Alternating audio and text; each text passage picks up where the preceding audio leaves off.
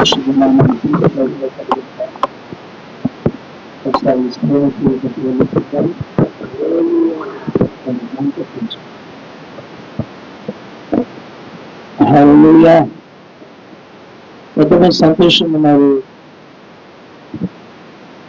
సంతోషం ఉన్న వారంతా కూడా ఒకసారి నవ్వండి.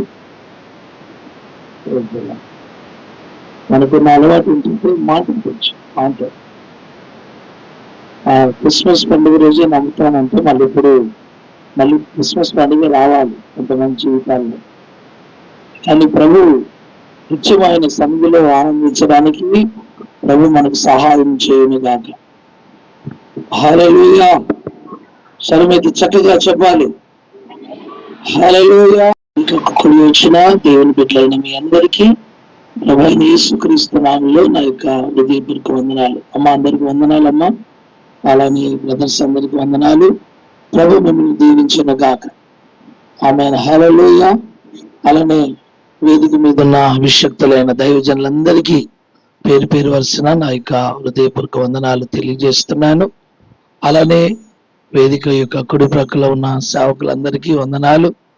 మీ మధ్యలో పరిచర్య చేయడానికి మరి నన్ను ప్రేమతో ఆహ్వానించిన కల్వరి మినిస్ట్రీ అదేనా మినిస్ట్రీ సేవకులకు మరి సంఘ పెద్దలకు నా యొక్క హృదయపూర్వక వందనాలు తెలియజేస్తున్నాను.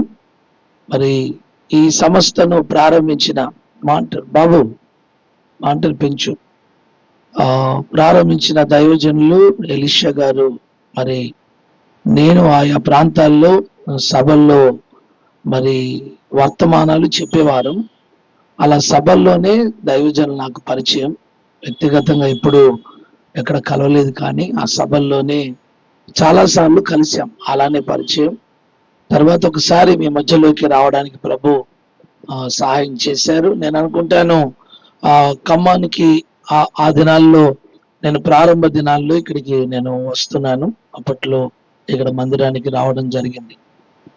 ఏది ఏమైనా ప్రభు ఈ రోజు మనమందరం కలిసి ప్రభుని స్తుతించడానికి ప్రభు మనకి ఇచ్చిన ఈ మంచి వాతావరణాన్ని బట్టి ఒకసారి చేతులు పైకెత్తి దేవునికి స్తోత్రం చెబుదామా?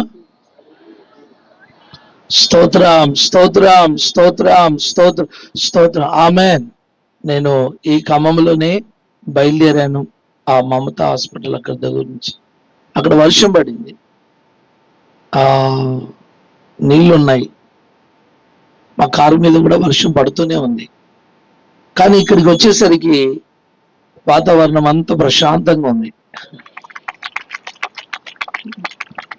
దీని అర్థం ఏంటంటే ఈ సభలు జరగడం దేవుని చిత్తం. ఆమేన్. మీరు ఇక్కడ రావడం దేవుని చిత్తం, మీరు పోవడం దేవుని చిత్తం కాదు.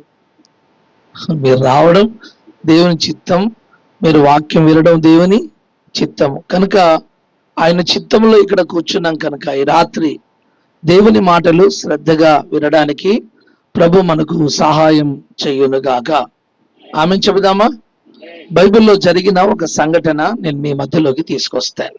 మీ బైబిల్ అలా ఉంచండి. మనందరికీ బైబిల్లో యోర్దాను అనే మాట మనందరికీ బాగా తెలుసు.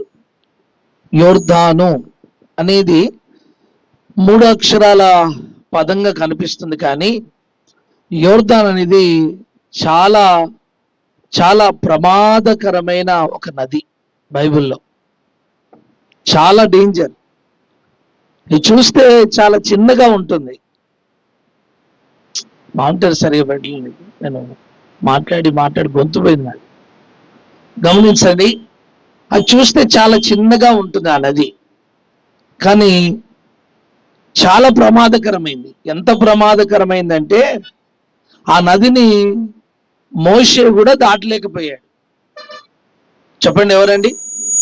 మోషే కూడా ఆ నదిని దాటలేకపోయాడు. సరే మోషేనైనా, అహరోను కూడా దాటలేకపోయాడు. సరే అహరోనైనా, ప్రవక్తనిగా పిలువబడుతున్న మిరియాము కూడా దాటలేకపోయింది. కారణం ఏంటంటే గమనించండి, యోర్దాను నది ఉంది కదా, యోర్దాను యొక్క ఆవలి స్థలము ఏంటంటే అది వాగ్దాన దేశం. ఇక ఈ నది దాటితే ఈ 40 సంవత్సరాలు ప్రయాణం చేసిన వారు ఎందులో ప్రవేశిస్తారు? వాగ్దాన దేశంలో, కానాను దేశంలో ప్రవేశిస్తారు. ఆ వాగ్దాన దేశంలో ప్రవేశించకుండా ఇప్పుడు చూడండి, ఎర్ర సముద్రం కాదు, ఒక నది అడ్డుగా ప్రవహిస్తుంది. ఆ నది అంటే అది చెప్పకనే, మాట్లాడకనే మాట్లాడుతుంది. ఆ నది అంటే అది రే, నేను పుట్టిన నాటి నుంచి ఎంతో మందిని చూశాను. నాకు తెలిసి నేను చాలా మందిని నేను నది దాటనివ్వలేదు. ఒకవేళ ఈ నదిని దాటడానికి ఎవరైనా ప్రయత్నం చేశారా? వారు ఈ నదిలోనే మునిగిపోయినట్లుగా, ఈ నదిలోనే కొట్టుకొని పోయినట్లుగా, ఈ నదిలోనే చనిపోయినట్లుగా చేశాను. నన్ను దాటగలిగిన దమ్ము, నన్ను దాటగలిగిన సామర్థ్యం, నన్ను దాటగలిగిన బలం, నన్ను దాటగలిగిన జ్ఞానం ఎవరికి లేదు. ఒకవేళ దాటడానికి ఎవరైనా ప్రయత్నం చేసినా వారు చచ్చిపోవడం ఖాయం అన్నట్టుగా ఈ యోర్దాను మాట్లాడుతుంది. అందుకే చూడండి, పెద్ద పెద్ద వాళ్ళు, మహానుభావులు 40 సంవత్సరాలు అరణ్యములో మరి ఇశ్రాయేలు ప్రజలు నడిపించిన మోషే, అహరోను, ప్రధాన యాజకుడైన అహరోను, మిరియాము, అంతేకాదు ఐగుప్తు దేశంలో నుంచి బయలుదేరిన పెద్దలు అందరూ కూడా ఈ యోర్దాను దాటలేకనట, యోర్దాను యొక్క ఈవలి స్థలంలోనే వారు ఏమైపోయారట? మృతి చెందారట. చూసారా? చూస్తే యోర్దాను ఎలా ఉంటుంది? చాలా చిన్నగా ఉంటుంది, కానీ చూడడానికి చాలా ప్రమాదకరమైంది. ఆ యోర్దాను గురించి బైబిల్ వివరిస్తుంది ఏంటంటే, ఆ నదిలోనట సింహం ఉందట. ఆ సింహం అట ఏం చూస్తుందంటే, ఇదిగో దేవుని చేత ఏర్పరచబడిన వారిని, లేక నివాస స్థలముగా దేవుని పక్షాన నిలబడిన వారిని ఈ యోర్దాను నదిలో ఒక సింహం అట ప్రయాణం చేసి వారిని మింగేస్తుందట. ఈ మాటలు మీరు బైబిల్ బాగా చదివితే అర్థమవుతాయి. ఇలాంటి ప్రమాదకరమైన ఈ నది దగ్గరికి ఇజ్రాయెల్ ప్రజలు వచ్చారు. వచ్చి వాళ్ళు అనుకుంటున్నారు, ఎర్ర సముద్రాన్ని దాటాము, దీని లెక్కెంత అంటారు. అదంటే అది, నువ్వు నన్ను దాటి చూడరా, నువ్వు దాటగలవో లేదో, మీ తాతలు తండ్రులందరూ ఆకురాలినట్టు రాలిపోయారు, ఇది దాటలేకనే మీరు దాటుతానని అనుకుంటున్నారు, కానీ మీరు ఒకసారి అడుగు పెట్టి చూడండి అని సవాలు విసురుతుంది. ఆ సమయంలో మరి ఇశ్రాయేల్ ప్రజల్ని నడిపించిన ఆ యొక్క మోషే ఆ యోర్దాను దాటలేక చనిపోయాడు. అహరోను లేడు, మిరియాము లేదు. ఇప్పుడు అక్కడ యెహోషువ నాయకత్వంలో ప్రజలు ఉన్నారు. ఆ యెహోషువ నాయకత్వంలో ఉన్న ప్రజలు మరి యోర్దాను దాటడానికి అందరు సిద్ధంగా ఉన్నారు. కానీ ఆ సమయంలో యోర్దాను చాలా ప్రచండమైన వేగముతో ప్రవహిస్తుంది. దాన్ని దాటడం అంత సులభంగా వారికి కనిపించడం లేదు.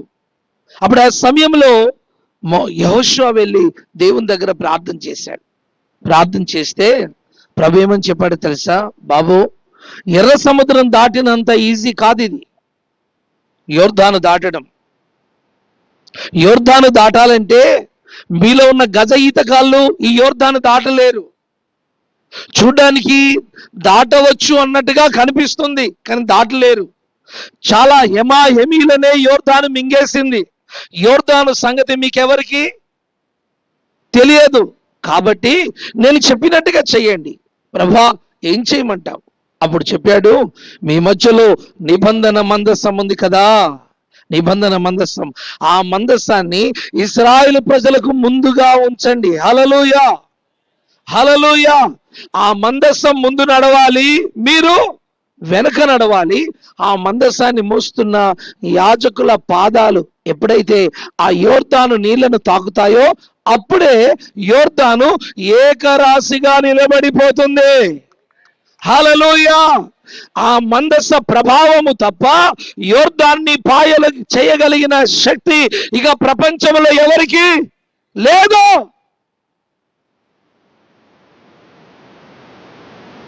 కాబట్టి మీ మధ్యలో ఉన్న ఆ నిబంధన మందసాన్ని ముందు పెట్టండి, ఆ మందసాన్ని ముందు నడవడేయండి, అప్పుడు యోర్దాను పాయలవుతుందని దేవుడు చెప్పాడు. ప్రేమైన దేవుని బిడ్డలారా, యోర్దాను ఇప్పుడు గమనించండి, ఇశ్రాయేలు ప్రజల ముందు పాయలుగా మారి ఆ బురద నేలంతా 6 నెలలుగా మారి ఇశ్రాయేలు ప్రజలందరూ కూడా వాగ్దాన దేశంలోకి అవతలి స్థలానికి చేరిపోయారు. నేను వర్తమానంలోకి వెళ్తున్నాను, గమనించండి. అసలు యోర్దాన్ అంటే ఏంటి? యోర్దాన్ అంటే దాని అర్థం మరణం. చెప్పండి, మరణాన్ని గెలిచిన వారు ఇక్కడ ఎవరైనా ఉన్నారా? యోర్దాన్ అంటే ఏంటి? క్యాన్సర్. ఈరోజు క్యాన్సర్కి కరెక్ట్గా సరి అయిన ట్రీట్మెంట్ ఉందా? యోర్దాన్ అంటే ఏంటి? మన జీవితంలో వచ్చే కలవరాలు, శోధనలు, శ్రమలు, అప్పులు, నిందలు, అవమానాలు, అవరోధాలు, ఆటంకాలు, అనేక రకములైన జీవిత సమస్యలకు కేంద్ర బిందువుగా ఉంది యోర్దాను. యోర్దాను చూసినప్పుడల్లా మనం ఎలా చూడాలి అంటే, దాంట్లో మరణాన్ని చూడాలి, దాంట్లో శాపాన్ని చూడాలి, దాంట్లో దరిద్రాన్ని చూడాలి, దాంట్లో కరువును చూడాలి, దాంట్లో గొడ్రాలితనాన్ని చూడాలి, దాంట్లో క్యాన్సర్ని చూడాలి. ఆ యోర్దాను, అలాంటి భయంకరమైన యోర్దాను గమనించండి, ఆ సమయంలో ప్రచండమైన వేగముతో ప్రవహిస్తుంది. నేనంటాను, ఈ రాత్రి కాల సమయంలో మీ జీవితంలో కూడా యోర్దాను ప్రవహిస్తుందేమో. అప్పులు ప్రవహించడం లేదా? వ్యాధులు ప్రవహించడం లేదా? బీపీ షుగర్లు ప్రవహించడం లేదా? క్యాన్సర్ ప్రవహించడం లేదా? మరణకరమైన వ్యాధులు, దరిద్రం, శాపం, చేతబడి శక్తులు మీ కుటుంబాల్లో ప్రవాహం వలె మీ మధ్యలోకి రావడం లేదా? ఆలోచించండి. ఈ రోజుల్లో యోర్దాను అనేకుల జీవితాల్లో రహస్యంగా, మర్మంగా ప్రవహిస్తుంది. దానికి సమాధానంగా నా ఎన్నుకున్న పాస్టర్లు చెప్తారు, అవునా కాదా? అవునా కాదా? సేవలో కూడా రహస్యంగా ప్రవహిస్తుంది. దాని పేరే యోర్దాను. మోషేనే యోర్దాను దాటలేకపోయాడంటే మనం దాటుతామా? మనం దాటుతామా? యోర్దాను అంటది, రారా నీ సంగతి చూస్తా, నేనేమో దేవుని చూశాను, దాటగలను. నువ్వు నా దగ్గర రా కదా, నేను నిన్ను దాటనిస్తానా? చూడండి, ఒక చిన్న తప్పిదము ద్వారా ఇశ్రాయేలు ప్రజలతో చూడండి, అక్కడ బండతో మాట్లాడమంటే కొట్టడం ద్వారా, అక్కడ ఆవేశం, కోపం ద్వారా గమనించండి, వాగ్దాన దేశాన్ని మోషే పోగొట్టుకున్నాడు. చూసారా? అందుకే దేవుని బిడ్డలారా, మన జీవితంలో ప్రవహిస్తున్న యోర్దాను ఏదైతే ఉందో అది దాటాలంటే ఖచ్చితంగా దేవుని సహాయం మనకు కలగాలి. ఆమేన్. దేవుని సహాయము ద్వారానే మనం యోర్దాను దాటగలము. నీ సొంత జ్ఞానముతో, నీ సొంత భక్తితో, నీ సొంత బలముతో, డబ్బు బలముతో, కుల బలముతో, బంధు బలముతో, నీ సొంత బలముతో ఈ యోర్దాను దాటలేవు. అది దాటించాలంటే దేవుడే నిన్ను దాటించాలి. మొత్తానికి 30 లక్షల ఇశ్రాయేలు ప్రజల్ని దేవుడే ఏం చేశాడు? ముందుగా నడిచి ఆ మందసం ముందుగా నడిచి ఆ యోర్దాన్ను పాయలు చేసి, ఆ బురద నేలను ఆరిన నేలగా చేసి, ఆ నీళ్లు ఏకరాశిగా చాలా దూరంలో నిలబడినట్లుగా చేసి ఇశ్రాయేలు ప్రజలందరినీ కూడా ఇదిగో ఆ మందసం దాటునట్లుగా చేసింది. ఆమేన్, హల్లెలూయా. మన పితరులను దాటించిన ఆ అభిషేకమే, ఆ సన్నిధే, ఆ దేవుని మహిమనే ఈ కడవరి కాలములో మనల్ని కూడా దాటించునుగాక.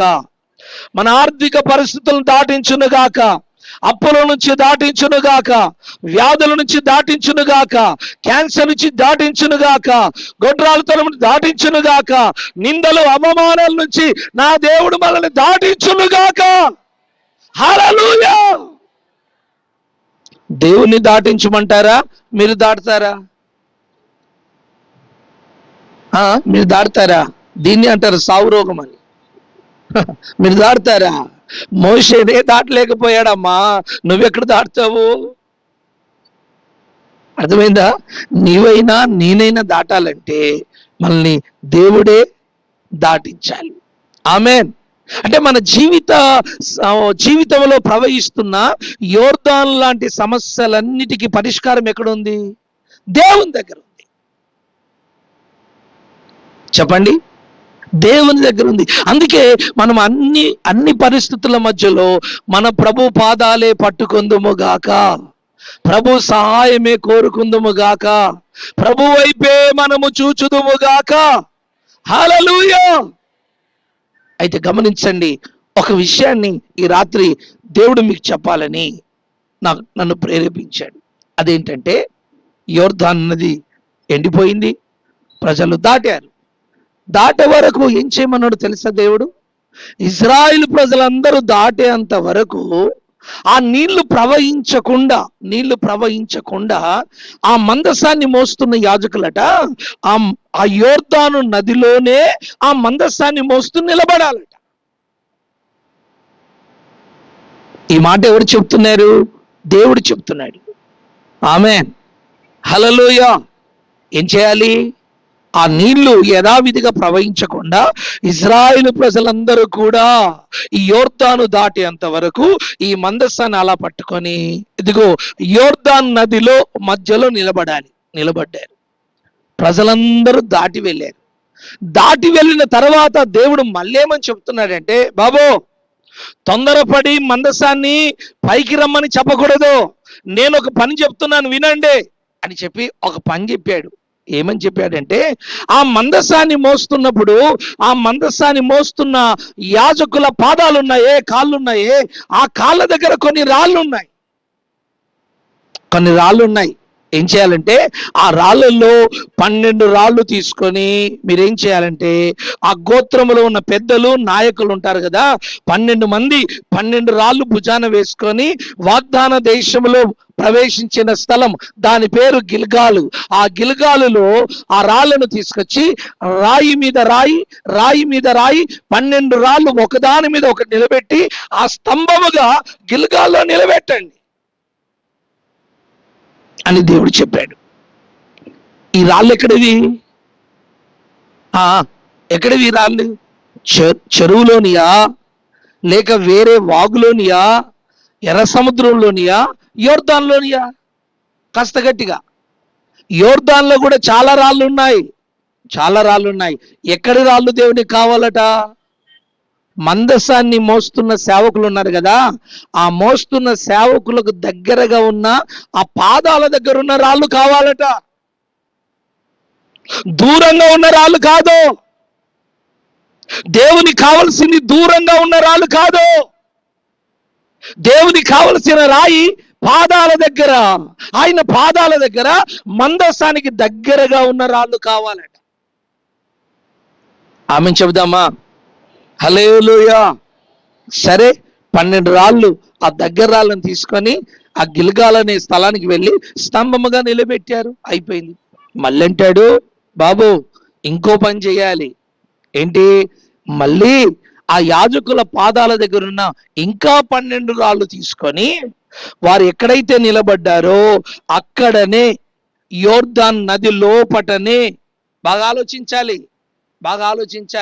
ఆలోచించకపోతే నీ జీవితం అగమ్య గోచరమే. నీ భాషలో దేవుడు బైబిల్ ఎందుకు ఇచ్చాడంటే, ఈ సంగతులన్నీ నువ్వు గ్రహించడానికి. ఒకవేళ నీకు అవి అవసరం లేదనుకుంటే నీ భాషలో నీకు బైబిల్ ఇచ్చేవాడు కాదు.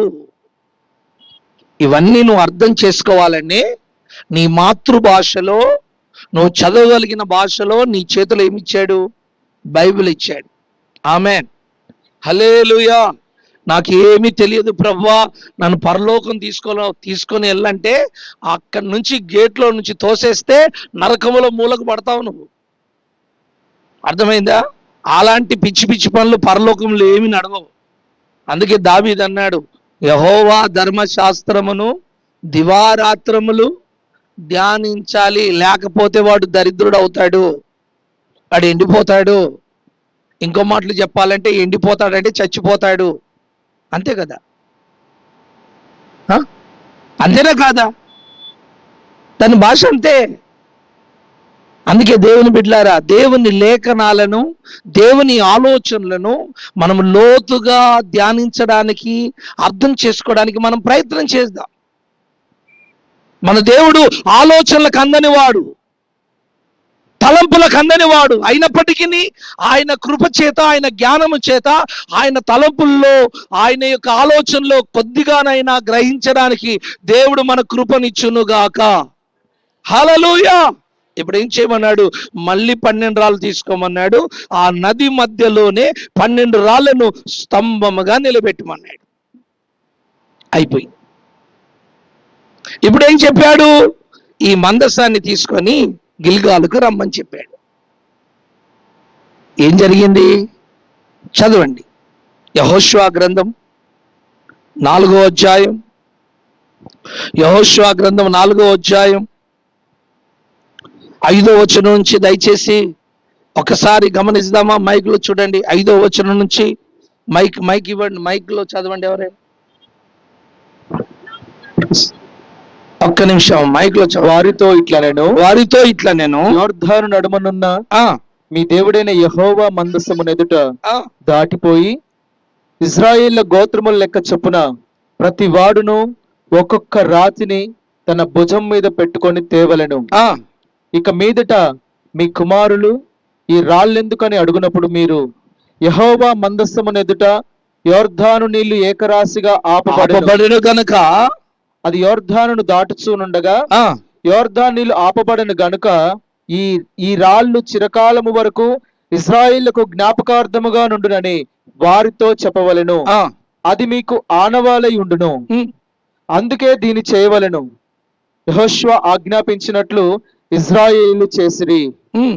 యెహోవా యెహోషువతో చెప్పినట్లు వారు ఇశ్రాయేలు గోత్రము లెక్క చొప్పున యోర్దాను నడుమ నుండి 12 రాళ్లను తీసి తాము బస చేయు చోటికి తెచ్చి అక్కడ నిలబెట్టింది. అప్పుడు యెహోషువ నిబంధన మందసమును మోయు యాజకుల కాళ్ళు యోర్దాను నడుమ నిలిచిన చోట 12 రాళ్లను నిలబెట్టించెను. నేటి వరకు అవి అక్కడ ఉన్నవి. ఆమె చెప్దామా? హల్లెలూయా. రైట్. గమనించండి. ఒక రాళ్ల స్తంభం ఎక్కడుంది? ఒడ్డు పైన. ఆ నిలబెట్టిన ఆ ప్రాంతం పేరు ఏంటిదంటే గిల్గాలు. చెప్పండి, గిల్గాలు. ఆమెన్. అక్కడ నిలబెట్టారు. ఇంకో రాయి స్తంభం ఎక్కడుంది? యోర్దాను నడుమ. ఒకటేమో ఒడ్డు పైన, ఒకటేమో నడుమ నిలబెట్టారు. సరే, గమనించండి. మందస్సం పైకి వెళ్ళిపోయిన తర్వాత యోర్దాను నీళ్లు యథావిధిగా ఏమైనాయి? ప్రవహించాయి నదిలో.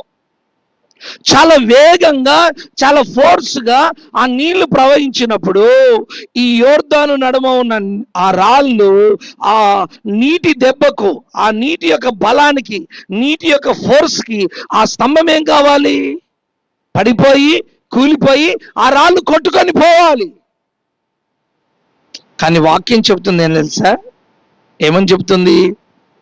యెహోషువ నిబంధన మందసము మోయు యాజకుల కాళ్ళు యోర్దాను నడుమ నిలిచిన చోట 12 రాళ్లను నిలబెట్టించెను. నేటి వరకు ఈ రోజు వరకు యోర్దాను నదిలో ఆ నిలబెట్టిన ఆ స్తంభం నేటి వరకు అలానే ఉంది. ఆమె చెబుదామా? హల్లెలూయా. ఇప్పుడు నాతో చెప్పండి. ఎప్పుడైతే యోర్దాను నదిలో నీళ్లు ప్రవహించాయో ఆ ఒడ్డు నుంచి, పై భాగం నుంచి కిందికి చూసినప్పుడు మనకు రాళ్ళు కనిపిస్తాయా? నీళ్లు కనిపిస్తాయా? మీరు జాగ్రత్తగా వాక్యం వింటే నేను క్వశ్చన్కి ఆన్సర్ చెప్తారు. మీరు వినకపోతే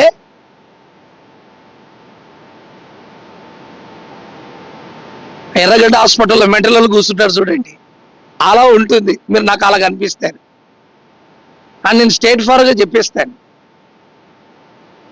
మీరు మంచోళ్ళ లేక ఎర్రగడ్డ నుంచి వచ్చారా చెప్పేస్తాను. మరి భక్తి చేస్తే కరెక్ట్గా చేయాలి. భక్తి చేస్తే ఏముండాలంటే కరెక్ట్గా ఉండాలి. ఆమెను చెబుదామా? హల్లెలూయా. ఇప్పుడు ఆ స్తంభము యోర్దాన్ నదిలో ఉన్నప్పుడు నీళ్లు ప్రవహించినప్పుడు నీళ్లు కనిపిస్తాయా, రాళ్ళు కనిపిస్తాయా? నీళ్లు కనిపిస్తాయి, రాళ్ళు కనిపించవు. ఇప్పుడు రాళ్ళు ఏమైపోయాయి? నీటిలో మరుగైపోయాయి, మునిగిపోయాయి. ఇప్పుడు ఏవి కనిపిస్తున్నాయి? ఒడ్డు మీద ఉన్నాయి కనిపిస్తున్నాయి. గిల్గాలులో ఒడ్డు మీద ఉన్న రాళ్ళు కనిపిస్తున్నాయి. ఆ స్తంభం మాత్రమే కనిపిస్తుంది, కానీ నీళ్ళల్లో ఉన్న రాళ్ళు కనిపించడం లేదు. ఈ స్తంభం ఎందుకు కనిపించడం లేదు? ఆ స్తంభం ఎందుకు కనిపిస్తుంది? దేవుడు ఈ స్తంభాన్ని ఎందుకు కనుమరుగు చేశాడు? ఆ స్తంభాన్ని దేవుడు ఎందుకు కనిపించినట్లుగా చేశాడు? ఈ రాళ్ళన్నీ కూడా ఆ యాజకుని పాదాల దగ్గర నుంచి తీయబడిన రాళ్లే కదా. అసలు రాళ్ళంటే ఎవరు? పేతురు పత్రిక చూడండి. పేతురు రాసిన మొదటి పత్రిక 2వ అధ్యాయం 4వ వచనం 5వ వచనాన్ని ఒకసారి చూడండి. ఆ రాళ్ళు ఎవరు, ఎవరి గురించి దేవుడు మాట్లాడాలని ఆశపడుతున్నాడో ఒకసారి గమనించండి. పేతురు రాసిన మొదటి పత్రిక 2వ అధ్యాయం 4వ వచనం. మనుషుల చేత ఎవరు చదివారెవరు అయ్యారు? త్వరగా. మనుష్యుల చేత విసర్జింపబడినను దేవుని దృష్టికి ఏర్పరచబడినది అమూల్యమును సజీవమునైన రాయగు ప్రభువునొద్దకు వచ్చిన వారై యేసుక్రీస్తు ద్వారా దేవునికి అనుకూలములకు ఆత్మ సంబంధమైన బలులు అర్పించుటకు పరిశుద్ధ యాజకులుగా ఉండునట్లు మీరును సజీవమైన రాళ్ల వలె ఉండి ఆత్మ సంబంధమైన మందిరముగా కట్టబడుచున్నారు. ఆమెను చెబుదామా? హల్లెలూయా. మన ప్రభు అయిన యేసుక్రీస్తుల వారు ఆయన సజీవమైన రాయి. ఆయన సజీవమైన రాయి ఉన్నప్పుడు మనము కూడా సజీవమైన రాళ్ళ వలె ఉండి, సంఘములో 2 రకాల రాళ్ళు ఉంటాయి. చచ్చిన రాళ్ళు ఉంటాయి, సజీవమైన రాళ్ళు ఉంటాయి. చచ్చిన రాళ్ళను సజీవమైన రాళ్ళను ఎలా గుర్తుపట్టొచ్చు అంటే, ఈ చచ్చిన రాయి పాట పాడదు, చప్పట్లు కొట్టదు. ఈ చచ్చిన రాయికి వాక్యం చెప్తుంటే జోలపాట పాడినట్టుగా నిద్రపోతుంటది. నేనంటాను, వచ్చే వారం మంచం తెచ్చుకో, ఒక బెడ్ తెచ్చుకో. పిల్లోస్ మాత్రం ఇవ్వడం కల్వారి మినిస్ట్రీ యొక్క బాధ్యత. అవి సప్లై చేయబడును. మంచం మాత్రం మీరే తెచ్చుకొనవలెను, బెడ్ మీరే తెచ్చుకొనవలెను. వాక్యం చెప్తుంటే నిద్ర వచ్చిందా నీకు? అవునయ్యా, ఇంట్లో ఎంత పడక మీద ప్రయత్నం చేసిన నిద్ర రాదయ్యా. మా అయ్యగారు వాక్యం చెప్తుంటే మాత్రం ఉయ్యాలేసి ఊపినట్టే ఉంటాదయ్యా. సూపర్ నిద్ర అయ్యా. అందుకే చర్చికి వచ్చానంటే నిద్రపోవడానికే వస్తాను. ఇది దరిద్రం. ఇన్ని బాక్సులు పెట్టిన నిద్రపోతుంది చూడు ఒక తల్లి. ఆమెకున్న వరమే అది. 9 వారాల దగ్గర వరాలు ఆగిపోలే, ఆమెకు 10వ వారం కూడా ఉంది. చూడండి, ఇంకేం చెప్పమంటారు? ఇన్ని లక్షలు పెట్టి మీటింగ్ పెడితే, ఇంత పెద్ద బాక్సులు పెడితే కూడా బాక్సులు కూడా పనిచేయడం లేదు. ఆ షెవ్ దగ్గర పెడితే బాగుంటుందేమో. నేనంటాను, మీ మీద కృప విస్తరించును గాక. గట్టిగా చెబుదామా? చెప్పండి. మీరు సంఘములో సజీవమైన రాళ్ళ, చచ్చిన రాళ్ళ? సజీవమైన రాళ్ళు ఏం చేస్తాయి? ఆరాధన చేస్తాయి, పాట పాడతాయి, కానుకేస్తాయి, పరిచర్య చేస్తాయి, విధేయత కలిగి ఉంటాయి. చచ్చిన రాళ్ళకి ఇదంతా ఏముండదండి. పరిచర్య ఉండదు, పాట ఉండదు, చప్పలు కొట్టేది ఉండదు, ప్రార్థన చేసేది ఉండదు. ఎప్పుడు చూసినా ఓ మూగ బొమ్మ తిరాగా ఎంత పాట పాడినా కదలికే ఉండదు. పాడండి పాడమ్మా పాడు.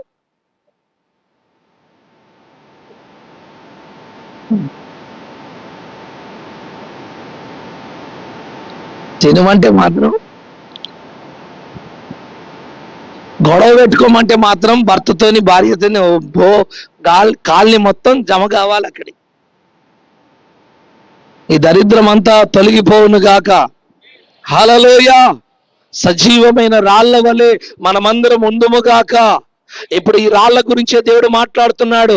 ఒక 12 రాళ్ళు గమనించండి, ఆ నీళ్ళల్లో మరుగైపోయాయి.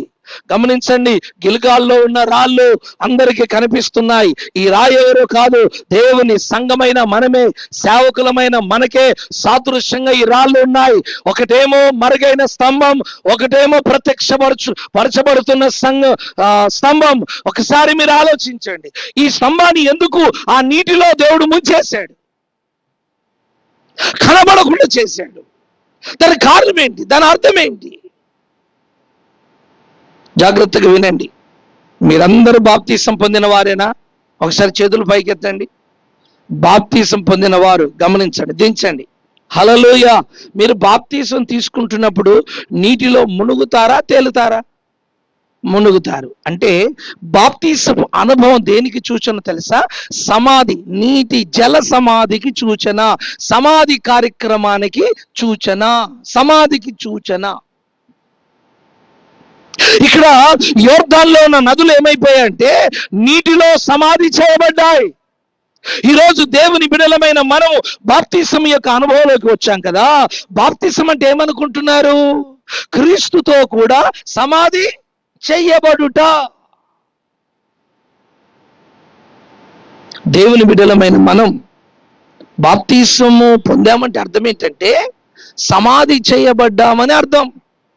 ఇంకో మాటలో చెప్పాలంటే మన పాత జీవితము, మన రహస్య జీవితము, మన యొక్క భయంకరమైన శాపగ్రస్తమైన జీవితము మనం ఏం చేసామంటే యోర్దాను నదిలో బాప్తిసం యొక్క అనుభవంలో దాన్ని మనం పాతి పెట్టేశాం. హల్లెలూయా. యోర్దాను దాటాలంటే ఈ మొదటి అనుభవం ఉండాలి. ఈరోజు చాలా మందికి బాప్తిసం అనుభవం సరిగా లేదండి. అంటే సమాధి అనుభవం సరిగా లేదు. పెళ్లి బాప్తిసాలు, చిలకరింపు బాప్తిసాలు, మెంబర్షిప్ బాప్తిసాలు ఇవి తీసుకోమన్నాడా నిన్ను? సేవకుల్ని తీయమన్నాడా? తీసుకున్న వారికి శాపం, ఇచ్చిన వారికి శాపం కాదా? బాప్తిసం ఎలా తీసుకోమన్నాడు? మీరు మారు మనసు పొంది, చెప్పండి, మారు మనసు పొంది. మరి పెళ్లి బాప్తిసం ఎక్కడుంది? ఒకవేళ మీలో పెళ్లి బాప్తిసం పొందితే ఈ ఆదివారం ఈ మీటింగ్స్ అయిపోయిన తర్వాత మారు మనసు బాప్తిసం పొందండి. ఎందుకంటే ఆ పెళ్లి బాప్తిసం చెల్లదు. నువ్వు పెళ్లి బాప్తిసం తీసుకొని బల్లారాధనలో పాల్గొన్నా అది నీకు ప్రభు బల్లగా ఉండదు. నువ్వు అనుకుంటున్నావు బల్లని. కాదు, అది అట్టి రొట్టె, అటు ద్రాక్షారసమే. అది యేసయ్య రక్తం కాదు. నువ్వు అనుకుంటున్నావు యేసయ్య రొట్టె అనుకుంటున్నావు, నువ్వు భ్రమపడుతున్నావు. అది యేసు ప్రభు యొక్క శరీరం నీ చేతిలో పడగానే అది మామూలు రొట్టె అయిపోయింది. అందుకే ప్రభు వాక్యం చెప్తుంది, మోసపోకుడి, దేవుడు వెక్కిరింపబడడు. చూసారా? అందుకే దేవుని బిడ్డలారా, మారు మనసు లేకుండా నువ్వు బాప్తిసం తీసుకుంటే ఆ బాప్తిసాన్ని దేవుడు కొట్టివేస్తాడు. వాగ్దాన దేశంలోకి వెళ్ళాలి. వాగ్దాన దేశంలోని వాగ్దాన సంబంధమైన ఫలాలు తినాలి. వాగ్దాన దేశంలో వారు కట్టని గుడారాల్లో ప్రవేశించాలి. వారు పండించని పంట తినాలి. వాగ్దాన దేశం అది పాలు తేనెలు ప్రవహించే దేశం. కరువు అనేది చూడని దేశం. ఆకాశం ఇక వర్షమును తాగి ఎప్పుడు కూడా ఏదైనా తోట వలె ప్రకాశించే దేశం వాగ్దాన దేశం. ఆ వాగ్దాన దేశంలో ఉన్న ఫలాలు దేవుని ప్రజలు అనుభవించాలంటే మొదట యోర్దాను నదిలో నీటిలోను సమాధి చెయ్యబడ. అంటే అర్థం ఏంటి? నీ బాప్తిసపు అనుభవం ఏదైతే ఉందో, బాప్తిసం ద్వారా కలిగే ఆ సమాధి కార్యక్రమం ఏదైతే ఉందో అది సరిగా లేకుండా వాగ్దాన దేశంలో ఉన్న ఫలాలను నువ్వు అనుభవించలేవు, నువ్వు పొందుకోలేవు, నువ్వు చూడలేవు, నువ్వు ప్రవేశించలేవు. అందుకే కదా అలాంటి మారు మనసు లేని వారందరూ కూడా ఆకు రాలి నట్టు అరణ్యంలో రాలిపోయారు. చూసారా? 30 లక్షల మంది, ఇద్దరు తప్ప, కాలేబు యెహోషువ తప్ప. జాగ్రత్తగా వినండి. పరలోకానికి వెళ్ళడం ఏదో బైబిల్ పట్టుకోండి వెళ్ళి, ఎవడు చెప్పాడు నీకు? తెల్లబట్టలు వేసుకుంటే ఎవడు చెప్పాడు నీకు? నువ్వు తెల్లబట్టలు వేసుకుంటే ఏదో బైబిల్ పట్టుకుంటే పరలోకం పోతావా? ఎవడు చెప్పాడు? అర్థమైందండి? ఇవి రాజకీయ నాయకులు కూడా వేసుకుంటారు. ఆయనకు 4 పెళ్ళాలు ఉంటారు, రోజు 4 బీర్లు తాగుతాడు. అర్థమైందా? 4 కొంపలు ముంచుతాడు. ఎవరు? ఇదే బట్టలు వేసుకున్న రాజకీయ నాయకుడు. తెల్ల బట్టలు పరలోకానికి సూచన కాస్తుమా? అర్థమైందా? ఏదో బైబిల్ చేత పట్టుకుంటే భక్తుడు అయిపోవు.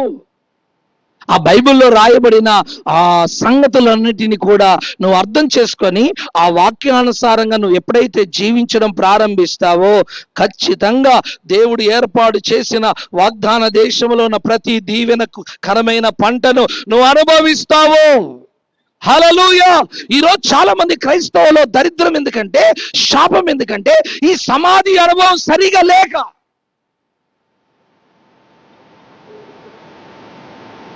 సరైన మారు మనసు లేదు.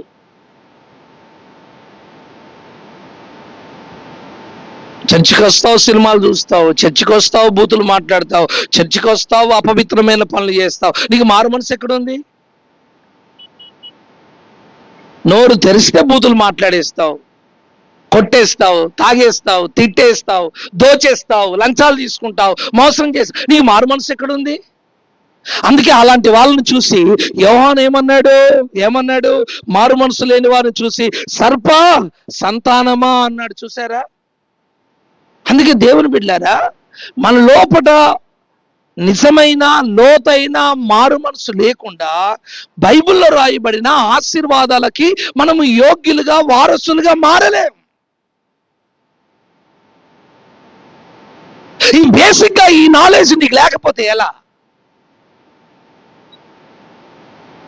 ఒక అన్యుని ఇంట్లో ఉన్న శాపం నీ ఇంట్లో పనిచేస్తుందే. ఆ అన్యుడు అంటే తెలియదు, అందుకే వాళ్ళ ఇంట్లో ఆ శాపం ఉంది. నువ్వు మందిరానికి వచ్చి కూడా అదే శాపంతో, అదే పాపముతో, అదే భయంకరమైన వ్యాధులతో వారు బాధపడినట్టే బాధపడతావే. నువ్వు జీవము కలిగిన దేవుని బిడ్డవైతే నీ జీవితంలో, నీ కుటుంబంలో దేవుడు ఎందుకు కార్యము చేయలేదు? కారణం ఏంటంటే, ఈ మొదటి కార్యక్రమం ఏదైతే ఉందో, ఈ సమాధి కార్యక్రమం, ఈ నీటిలో మరుగైపోయే కార్యక్రమం, ఈ బాప్తిసములో పాతి పెట్టేవాడే కార్యక్రమం ఏదైతే ఉందో, అది సరిగా నీ జీవితంలో జరగనందువలన నీ జీవితంలో దైవికమైన ఆశీర్వాదాన్ని చూడలేకపోతున్నావు. మీకు ఒక మాట చెప్తాను, యేసు ప్రభు చెప్పిన మాటే చెప్తాను. ఏమన్నాడు చూడండి, యోహాను సువార్త ఒకసారి చూడండి వాక్యాన్ని పరిశోధించండి ఒకసారి. యోహాను సువార్త అక్కడ రాయబడిన మాట 12వ అధ్యాయము, యోహాను సువార్త 12వ అధ్యాయము 24వ వచనాన్ని ఒకసారి గమనిద్దామా? 24వ వచనం. గోధుమ గింజ భూమిలో పడి చావకుండిన ఎడల అది ఒంటిగానే నుండును, అది చచ్చిన ఎడల విస్తారముగా ఫలించును. అందరు గట్టిగా ఆమేన్ చెప్పండి. చాలా మెత్తగా చెప్పారు. ఇంకాస్త హుషారుగా నేను చెప్పినట్టుగా నా వెనుక చెప్పండి.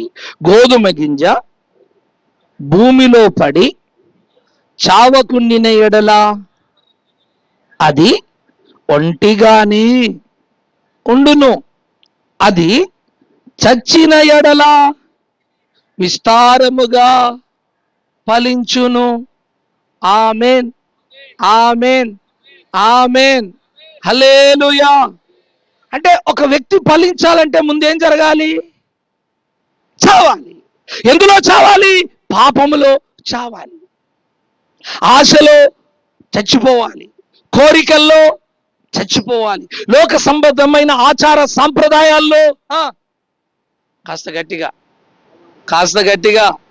చచ్చిపోవాలి. చూసారా? ఆ చనిపోయే అనుభవమే బాప్తిస్మ అనుభవం. అదే రాస్తాడు కదా రోమా పత్రికలో. చూడండి, రోమా పత్రిక 6వ అధ్యాయం 4వ వచనం చూడండి. 6వ అధ్యాయం 4వ వచనం. కాబట్టి తండ్రి మహిమ వలన క్రీస్తు మృతులలో నుండి ఎలాగు లేపబడెనో అలాగే మనమును నూతన జీవము పొందిన వారమై నడుచుకున్నట్లు మనము బాప్తిసము వలన మరణములో పాలు పొందుటకై ఆయనతో కూడా బాప్తిసమ అనుభవంలో పాతి పెట్టబడితిమి. ఆమేన్ చెబుదామా? హల్లెలూయా, హల్లెలూయా. చూసారండి, ఇంకో మాట చెప్తానేనండి. పాతవి గతించెను. చెప్పరే, ఏంటి అంత సప్పసప్పగా ఉన్నారు? కాస్త గట్టిగా. పాతవి గతించెను, సమస్తము కొత్తవిగా. అంటే కొత్తవి కావాలంటే మొదట ఏం జరగాలి? పాతవి గతించాలి. యోర్దాను నదిలో నీళ్లలో రాళ్ళు సమాధి చేయబడినట్టుగా నీ పాత జీవితం అంతా ఏం కావాలి? సమాధి చేయబడాలి. కొందరు అంటారు, నేను మళ్ళీ పాత మనిషిని అయితే అంటే అర్థమైంది? చచ్చిపోయినోడు లేస్తాడా ఎప్పుడైనా? చచ్చిపోయినోడు లేస్తాడా?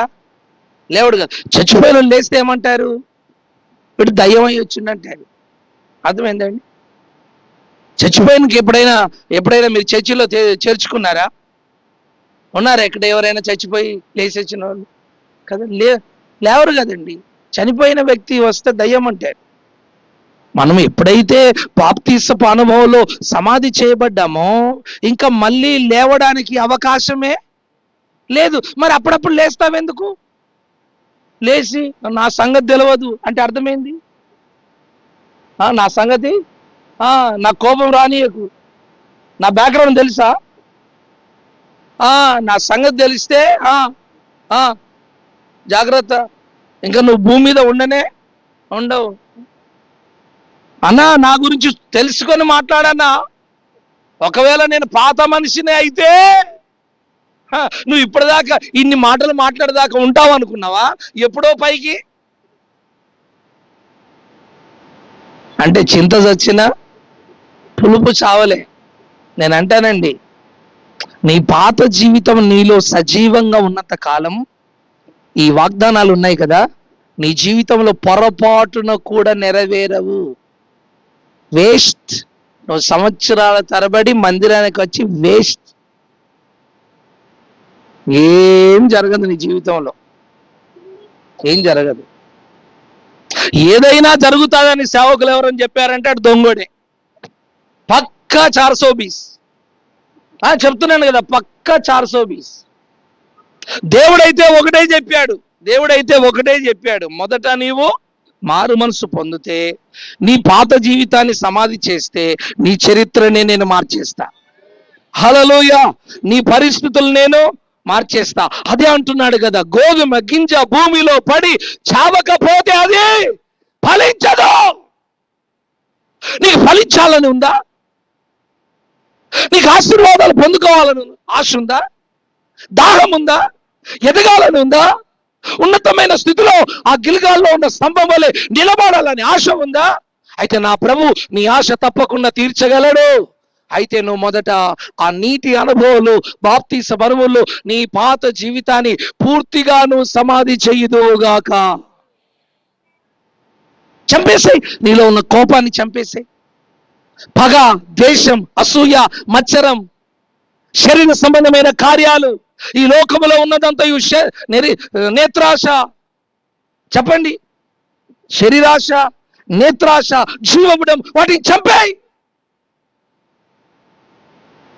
నువ్వు ఎప్పుడైతే అలా ఈ లోక సంబంధమైన జీవితాన్ని సమాధి చేసి ఆ బాప్తిస్మ అనుభవంలో నువ్వు ఎప్పుడైతే నిలబడతావో, ఖచ్చితంగా గోధుమ గింజ భూమిలో పడి చచ్చిపోయిన తర్వాత లేత చిగురై పైకి లేచినట్టుగా, అది లేచి మంచి ఫలభరితమైన విత్తనాలు ఇచ్చినట్లుగా నీ జీవితము పచ్చగా ఫలభరితంగా మారిపోతుంది. హల్లెలూయా. అట్టి కార్యాన్ని నా ప్రభు నీ జీవితంలో చెయ్యునుగాక.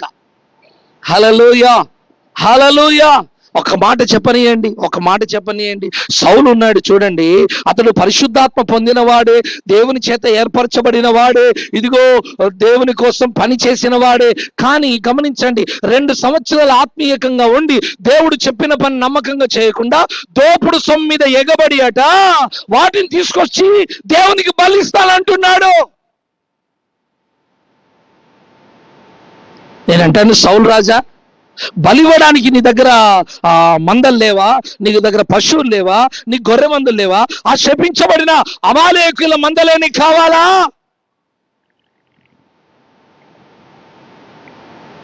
కారణం ఏంటంటే ఇతడు అభిషేకం పొందుకున్నా, మందిరానికి వస్తున్నా, పాట పాడుతున్నా, శరీర సంబంధమైన ఆలోచనలు విడిచిపెట్టిన వాడు కాదు, కోరికలను విడిచిపెట్టిన వాడు కాదు.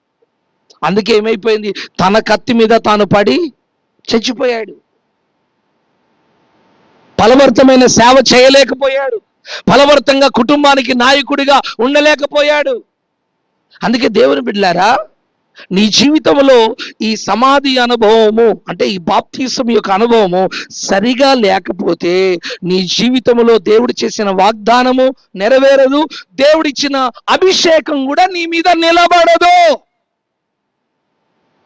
అది వెళ్ళిపోతుంది. సౌలు మీదకి వెళ్ళిపోయింది కదా, వెళ్ళిపోతుంది. అందుకే దేవుని బిడ్డలారా, ప్రతిరోజు మీ బాప్తిసం యొక్క అనుభవము అది ఎలా ఉండాలి? ప్రతిరోజు ఎలా ఉండాలి? అలర్ట్గా ఉండాలి. ఆ మారు మనసు అనుభవంలో ప్రతిరోజు కూడా మనము యాక్టివ్గా అలర్ట్గా ఉందముగాక. నీ మారు మనసు అనుభవం ఎక్కడ కూడా పాడు కాకుండా, నీ బాప్తిసం అనుభవం ఎక్కడ కూడా చెదిరిపోకుండా, ఆ అనుభవంలో, ఆ పాతి పెట్టుబడి అనుభవంలో మనం చక్కగా నిలబడుటకు దేవుడు మనకు సహాయము చేయునుగాక. హల్లెలూయా, హల్లెలూయా, హల్లెలూయా. దైవజనుడు గెహాజీతోనే, ఎలీషాతోనే ఉన్నాడు గెహాజీ, కానీ సరి అయిన సమాధి అనుభవం లేదు. ఓర్పా చూడండి, ఇదిగో అత్తతో, మామతో, భర్తతో ఉన్నప్పటికీ తనలో కూడా సరి అయిన ఆ మారు మనసు సమాధి అనుభవం లేదు. యూదా యేసు ప్రభుతో ఉన్నాడు, సేవలో తిరిగాడు, కానీ అతనికి కూడా సరి అయిన సమాధి అనుభవం, మారు మనసు అనుభవం లేదు. అందుకే చరిత్రహీనులుగా మారిపోయారు. గెహాజీకి కుష్ఠరోగం వచ్చేసింది, యూదా ఇస్కరియోతేమో ఉరేసుకొని చచ్చిపోయాడు. ఓర్ప చరిత్రహీనురాలిగా ఎప్పుడు కూడా ఎవరు జ్ఞాపకము చేసుకొని వ్యక్తిగా మారిపోయి. అందుకే దేవుని బిడ్డలారా, ఈ మొదటి అనుభవం నీ జీవితంలో సరిగా ఉంటే, అంటే నీ పునాది అనుభవం సరిగా ఉంటే దానిపైన 100 అంతస్తులైనా కట్టేయచ్చు. ఆమె చెప్దామా? ఆ విధంగా దేవుడు అట్టి కృప మనకు దయచేయును గాక. హల్లెలూయా. సరే, ఓకే, మనమందరం సమాధి అనుభవంలో సరిగా ఉన్నాం, బాప్తిసం తీసుకున్నాం, అద్భుతంగా మారు మనసుకు తగిన ఫలాలు ఫలిస్తున్నాం. ఇప్పుడు చూడండి, ఆ ఒడ్డు పైన గిల్గాల్లో ఒక స్తంభం ఉంది కదా, దేవుని ప్రజలందరూ కూడా ఇప్పుడు గిల్గాలకు వచ్చి గిల్గాల్లో నిలబడ్డారు. ఆమెను చెప్దామా? హల్లెలూయా. ఇప్పుడు చూడండి, ఎప్పుడైతే నువ్వు ఈ సమాధి అనుభవాల్లో చక్కగా, మారు మనసు అనుభవాల్లో చక్కగా నిలబడతారో, మీరు మారు మనసుకు తగిన ఫలములు ఫలించుడి అని చెప్పినట్టుగా గిల్గాలులో దాచబడి ఉన్న ప్రతి ఆశీర్వాదానికి మీరు హక్కుదారులు అవుతారు. ఆమేన్. ఇప్పుడు చూడండి, ఆ స్తంభం ఎంత ఎత్తుగా ఉందో నీ జీవితం కూడా అంత ఎత్తుగా ఎదుగునుగాక. హల్లెలూయా, హల్లెలూయా. ఒక మాట చెప్పనియండి, బైబిల్లో యోసేపు ఉన్నాడే, ఎంత ఎత్తుకు ఎదిగిపోయాడు చూడండి. బైబిల్లో దావీదు ఉన్నాడే, ఎంత ఎత్తుకు ఎదిగిపోయాడో చూడండి. బైబిల్లో రూతమ్మ ఉందే, ఎంత ఎత్తుగా ఎదిగిపోయిందో చూడండి. బైబిల్లో ఎస్తేర్ ఉందే, ఎంత ఎత్తుగా ఎదిగిపోయిందో చూడండి. బైబిల్లో దానియేలు ఉన్నాడే, ఎంత ఎత్తుగా ఎదిగిపోయారో చూడండి. వాక్యం చెబుతుంది, దేశం యొక్క ఉన్నత స్థలాల మీద నేను నిన్ను ఎక్కిస్తాను. ఒకప్పుడు వీరంతా సాధారణమైన వ్యక్తులే. గొర్రెలు కాసుకుంటున్నాడు దావీదు. నేను కూడా సేవకు వచ్చినప్పుడు చాలా చాలా చాలా చాలా చాలా చాలా చాలా చాలా చిన్నవాడిని. 200 రూపాయలు ఇల్లు కట్టుకోవడానికి కష్టం. అర్థమైందండి? 10 సంవత్సరాలు సరైన భోజనం లేదు. బాటా చెప్పులు కొనుక్కొని, బాటా చెప్పులు ఎవరైనా కొనిస్తే ఆ చెప్పులు అరిగిపోతే, ఆ చెప్పులు తెగిపోతే, ఆ తెగిపోయిన ఆ చెప్పుల ఊడకు పిన్నిసి తొడిగించుకొని, ఆ పిన్నిస్ అరిగి, ఆ చెప్పులు అరిగిపోయి ఆ పిన్నిస్ కాలు కుచ్చుకుంటుండే, ఆ చెప్పులు తీసేసి కాలి నడకలు నడిచి, ఇంక చెప్పాలా? నా సేవలో నేను ఎక్కువగా భోజనం చేసింది కారం పొడి, మంచి నూనె 2 కలుపుకొని భోజనం చేశాను. కారం పొడి, చెప్పండి, అది నా బిర్యానీ, అది నా బిర్యానీ. ఈరోజు చూడండి నా దగ్గర ఎంతమంది భోజనం చేస్తారు. ఈరోజు చూడండి ప్రతి నెల ఇలా ప్రయాణాల ఖర్చులు కొన్ని లక్షలు అవుతాయి. హోటల్ ఖర్చులు, ప్రయాణాల ఖర్చులు, ఫ్లైట్ల ఖర్చులు, ఇంచుమించుగా ఒక 2-3 సాఫ్ట్వేర్ల జీతం అంత ఖర్చు అవుతుంది ఎవ్రీ మంత్. ఒకప్పుడు ఏమి లేదు, పేస్ట్ లేదు, అర్థమైంది, భోజనం లేదు. నేనంటాను నువ్వు దేవునిలో నువ్వు సరిగా నిలబడగలిగితే దేవుడు మన పితరుల చరిత్ర మార్చినట్టుగా నీ చరిత్ర మార్చడా? హల్లెలూయా. ఈరోజు ఎక్కడ వేసిన గొంగలి అక్కడే అన్నట్టుగా నీ బ్రతికెందుకుంది? ఎందుకు నీ జీవితంలో ఒక రూపాంతరం లేదు? ఒక దైవ కార్యం ఎందుకు నీ కుటుంబంలో నీ జీవితంలో జరగడం లేదు? దానికి కారణం దేవుడా? కాదు, దానికి కారణం దేవుడు కాదు. నువ్వు దేవుని సన్నిలో నరపుత్రుడా నువ్వు చక్కగా నిలబడు అని దేవుడు చెప్పినట్టుగా దేవుని సన్నిలో యథార్థవంతుడిగా, పరిశుద్ధుడిగా, మారు మనసు అనుభవం కలిగిన వ్యక్తిగా నువ్వు నిలబడగలిగితే ఖచ్చితంగా మన పితరులను గణపరిచిన దేవుడు నిన్నును గణపరుస్తాడు. హల్లెలూయా. అట్టి కృపా దేవుడు దయచేయును గాక. ఈరోజు చూడండి ఆ స్తంభాన్ని, ఆ రాళ్ళను తీసుకుని వెళ్ళి గిల్గాలో నిలబెట్టారు. గిల్గాలు అనే పదానికి అర్థం తెలుసా? గిల్గాల్ అనే పదానికి అర్థం దొర్లుట. గిల్గాలకి అర్థం ఏం తెలుసా? అద్భుతానికి చిహ్నము లేక సాదృశ్యము. గిల్గాల్ అంటే వాగ్దానాల యొక్క నెరవేర్పు. గిల్గాలు అనగా ఐగుప్తు దేశం యొక్క నిందను తొలగించుట అని అర్థం. ఎప్పుడైతే ఇశ్రాయేలు ప్రజలు యోర్దాను దాటారో దేవుడు అంటున్నాడు, ఐగుప్తు దేశము యొక్క నిందను, బాధను, శ్రమను నేను మీ మీద నుంచి తొలగించి వేశాను. హల్లెలూయా. నేనంటాను ఈ లోక సంబంధమైన శ్రమలు, పోరాటాలు, నిందలు, అవమానాలు, కరువు, ఖడ్గం యేసు నామమున ఈ రోజు ఈ రాత్రి మీ మీద నుంచి తొలగిపోవును గాక. అవి తొలగిపోవాలంటే మీరు ఎక్కడ నిలబడాలి? గిల్గాలులో నిలబడాలి. గిల్గాలు అనుభవాలలో నిలబడాలి. ఆ రాళ్ళు ఎక్కడివి తెలుసా? యోర్దాను నదిలోవి. ఎందుకు ఆ రాళ్ళు ఉంచమన్నాడో తెలుసా? పెద్దలు చనిపోయిన తర్వాత పిల్లలు అడుగుతారట, డాడీ ఈ రాళ్ళు ఏంటంటే, బాబు ఈ రాళ్ళు ఏంటంటే ఇశ్రాయేలు ప్రజలు ఐగుప్తు నుంచి కానానికి వస్తుంటే మన పితరుడైన దేవుడు ప్రవహిస్తున్న యోర్దానుని ఆపివేశాడు. హల్లెలూయా.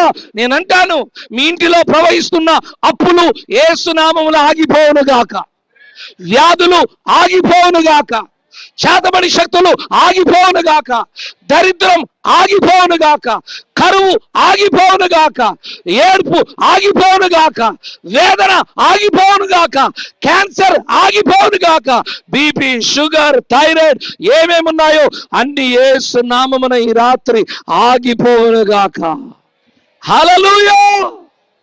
ఆగిపోయినాయి అనడానికి సూచనగా ఉంది ఈ స్తంభం. ఈరోజు దేవుని బిడ్డగా ఈ అన్యుల మధ్యలో నువ్వు ఎలా ఉండాలి? అన్యుల మధ్యలో నువ్వు ఎలా నిలబడాలి?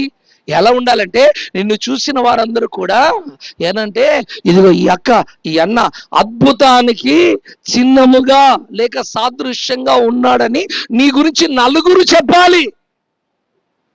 హలో, ఆమెను చెబుదామా? హల్లెలూయా. ఎక్కలో క్యాన్సర్ గడ్డ ఉండే ఎన్నో హాస్పిటల్ తిరిగింది, ఎక్కడ కూడా బాగాలే, 4th స్టేజ్లో ఉన్నది, చచ్చిపోయే స్థితి, సమయం వచ్చేసింది, అందరూ చచ్చిపోతారన్నారు. ఆమె ఎవరో చర్చికి వెళ్ళమంటే వెళ్ళింది, దేవుని నమ్ముకుంది. ఆ దేవుడు ఆ క్యాన్సర్ గడ్డను దేవుడు తొలగించాడు. హల్లెలూయా. దేవుడు గొప్ప కార్యాలు చేస్తాడనడానికి ఈ అక్కే సాదృశ్యం. ఆహా, ఆమెను చెబుదామా? నేనంటాను ఈరోజు సమాజంలో నువ్వు ఎలా ఉండాలో తెలుసా? అద్భుతానికి సాదృశ్యంగా, అద్భుతానికి ఒక చిహ్నముగా, ఒక గుర్తుగా ఉండడానికి ప్రభు నీకు సహాయం చేయనుగాక. నేనంటాను, అద్భుతానికి చిహ్నముగా నువ్వు ఉండాలంటే నీ జీవితాలు అద్భుతాలు జరుగుతున్నాయా లేదా? ఒకవేళ ఇప్పటి వరకు మీ కుటుంబంలో అద్భుతాలు జరగకపోతే ఈ రాత్రి నుంచి మీ జీవితంలో నా దేవుడు అద్భుతాలు ప్రారంభించును గాక. హల్లెలూయా. నేనంటాను, ఎలాంటి అద్భుతాలు చేయమంటావు? నీకోసం ఎర్ర సముద్రాన్ని పాయలు చేయమంటావా? నీకోసం సూర్యచంద్రుని ఆపమంటావా? నీకోసం 30 సంవత్సరాలైనా పెళ్ళయి నీకు పిల్లలు పుట్టలేదే, డాక్టర్ పిల్లలు పుట్టరన్నారే, మరి దేవుడు నిన్ను తాకి నిన్ను ముట్టి నీ గర్భాన్ని తెరిచి నీకు సంతానం ఇవ్వమంటావా? ఎండిపోయిన నీ బ్రతుకును ఏదైనా మార్చమంటావా? నిరాశలో ఉన్న నీ జీవితాన్ని ఒక ఉజ్జీవ కిరీటం వల్ల లేపమంటావా? ఏం అద్భుతం, ఎలాంటి అద్భుతం చేయమంటావు?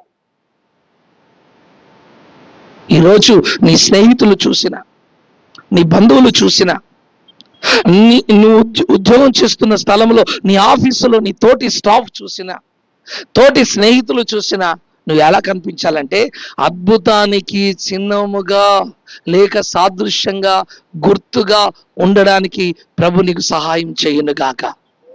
హల్లెలూయా. అన్నా, నీకు జాబు రావడం చాలా అద్భుతం అన్నా. అమ్మా, నీకు పిల్లలు పుట్టడం అద్భుతం అక్క.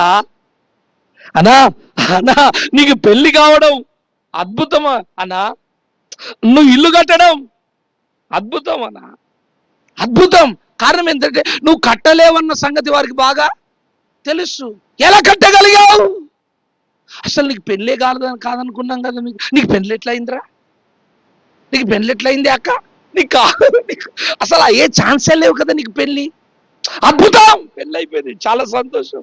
ఏం జరిగింది? ఏం అమంటది, దేవుడు చేశాడు గొప్ప కార్యం.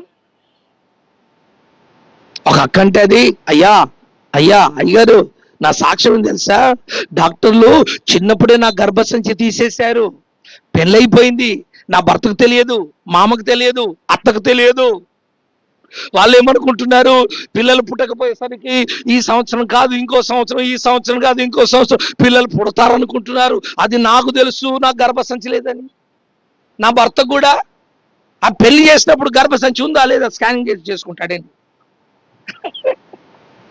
మిమ్మల్ని అలానే చేసుకున్నారా మీ భర్తలు? లేదు కదా, తెలియదు.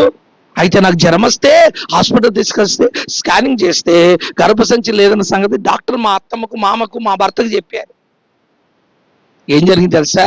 నా భర్త గుడ్డిదో ఎడ్డిదో, ఇంకా దాన్ని ఎవడు పెళ్లి చేసుకుంటాడు, ఉండని అంటే నేను ఉండిపోయాను.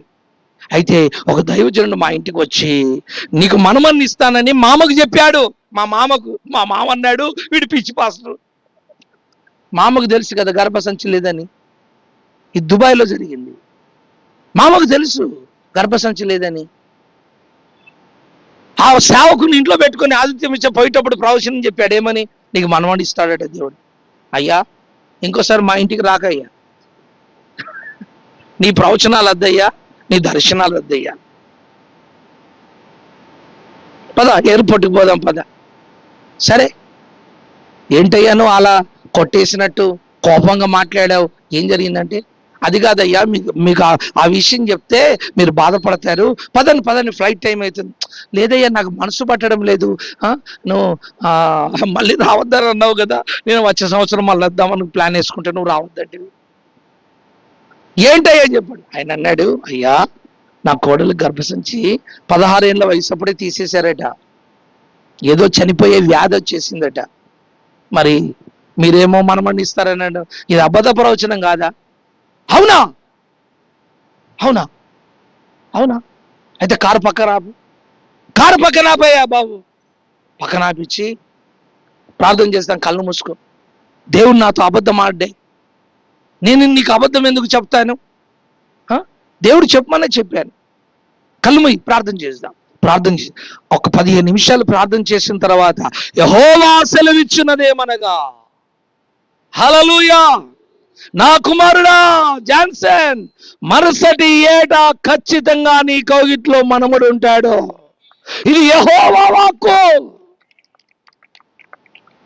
ఆ వ్యక్తికి అస్సలు నమ్మకం కుదరలేదు. సరే, ఫ్లైట్ టైం అవుతుంది పద అన్నాడు. నీ వాక్కు నీ దగ్గరనే ఉంచుకో అన్నాడు. ఎక్కిపోయాడు. ఇంటికి వచ్చేసాడు. వారం రోజులు అయిపోయింది, 2 వారాలు అయింది. వార్త ఎవరికి చెప్పలేదు, మనసు పట్టడం లేదు. భార్యకి చెప్పాడు. పోయేటప్పుడు మన ఇంటికి వచ్చే పాస్టర్ గారు ఇలా అన్నాడే, నువ్వేమన్నావు అంటే, నేను నమ్మలేదు, నాకు కూడా కాస్త డౌటేనండి, గర్భసంచి లేదా మీకు పిల్లలు ఎలా పుడతారు, సరే వదిలిపెట్టండి. అలాంటి పాస్టర్లు చాలా మంది ఉంటారు, వదిలిపెట్టి. 2 వారాలు అయిపోయింది, 3 వారాలు అయిపోయింది. కుటుంబ ప్రార్థన చేసుకుంటున్నారు. ఎందుకో వారికి ఆ దైవజనుని మాట మీద మొదట విశ్వాసం కలగలేదు, కానీ తర్వాత దినాలు గడిచిన కొద్దీ మన దేవుడు అసాధ్యమైన కార్యములు చేయగలిగిన వాడు, ఉన్నది లేనట్టుగా లేనిది ఉన్నట్టుగా చేయగలవాడు కదా, ఒకవేళ ఏదైనా అద్భుతము చేస్తాడేమో. విశ్వాసంతో ప్రార్థన మాత్రం మొదలు పెడదాం. ప్రార్థన చేయి. ప్రభువా, మా అయ్యగారు ప్రవచించిపోయాడు నాయన, నీ చిత్తమైతే, నీ చిత్తమైతే, నీ చిత్తమైతే, నీ చిత్తమైతే, నీ చిత్తమైతే, నీ చిత్తమైతే. 6 నెలలు అయిపోయింది. నీ చిత్తమైతే 6 నెలలకు హాస్పిటల్ తీసుకెళ్ళాను. మళ్ళీ జ్వరం వచ్చింది ఆ కోడలికి. మళ్ళీ తీసుకెళ్తే డాక్టర్ అన్నాడు, ఈమెకు 3వ నెల. సాధ్యమా? చనిపోయిన లాజర్ని లేపడం సాధ్యమైనప్పుడు, మృతమైన వారిని లేపడం సాధ్యమైనప్పుడు, లోయలో ఉన్న ఎండిన ఎముకలను జీవము కలిగిన సైన్యంగా నిలబెట్టడం దేవునికి సాధ్యమైనప్పుడు, ఆఫ్టర్ ఆల్ శరీరంలో ఒక పార్ట్, ఒక భాగాన్ని దేవుడు ఇవ్వడం అసాధ్యమా? రండి, నాతో రండి. ఆ పిల్లలు కాలేజ్ చేస్తున్నాయి హైదరాబాద్, చూపిస్తాను, రండి రండి. వాళ్ళని చూసినప్పుడు అద్భుతానికి వాళ్ళు ఎలా ఉంటారు? చిన్నముగా, సాదృశ్యంగా, గుర్తుగా ఉంటారు. ఆమె చెబుదామా? హల్లెలూయా. నేను అంటాను, నిన్ను చూసినప్పుడు ప్రజలు ఆశ్చర్యపడుదురుగాక. అలాంటి ఆశ్చర్య కార్యాలు నీ జీవితంలో నా ప్రభు చెయ్యునుగాక. అయితే ఆ అనుభవంలో నిలబడాలంటే మొదట ఈ నీటిలో నువ్వు సమాధి చేస్తే, ఆ ఎత్తైన స్థలములో దాగి ఉన్న ప్రతి విధమైన ఆశీర్వాదానికి నువ్వు వారసురాలిగా మారిపోతావు. హల్లెలూయా. అంతేకాదు, గిల్గాలు అంటే దొర్లుట.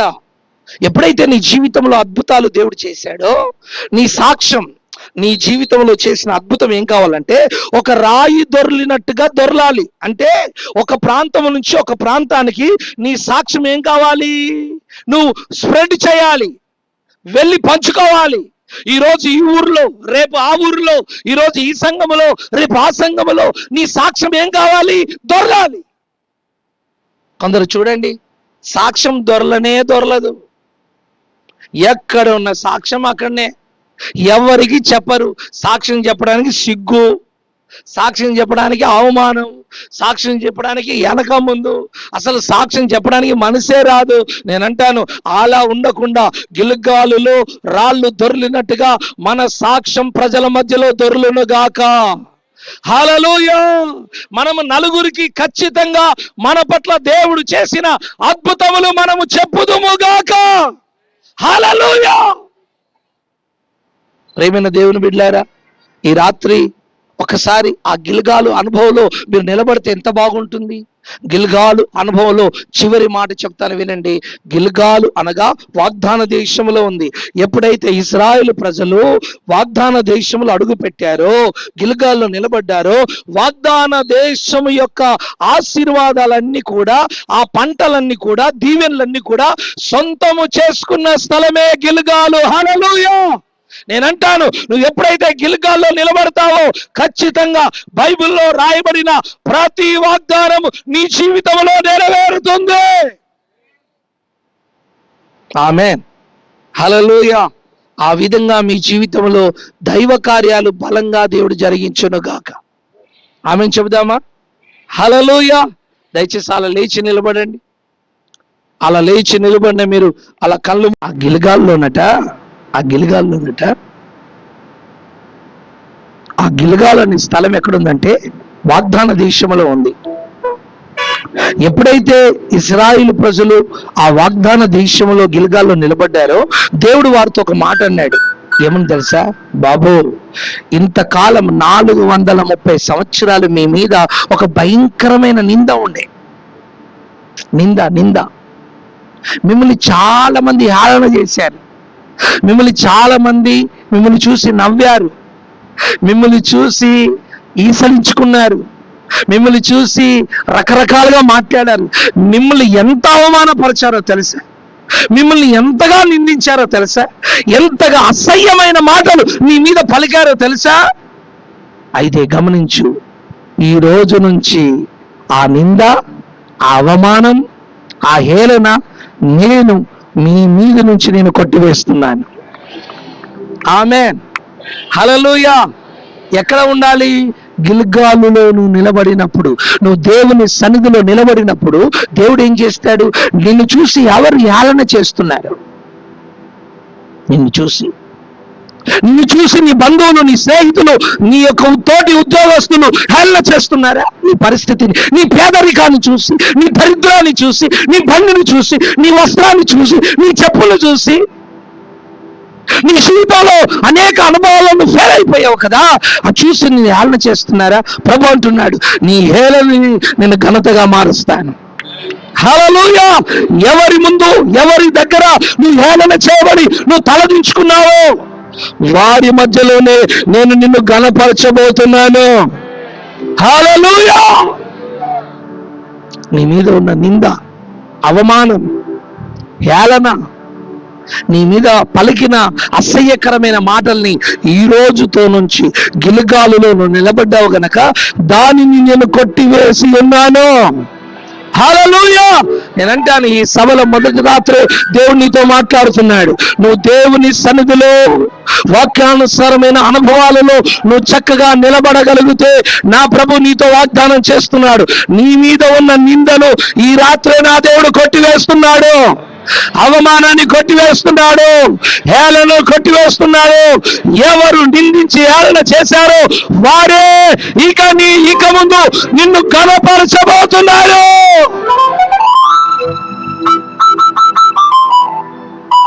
Praise the lord. హల్లెలూయా.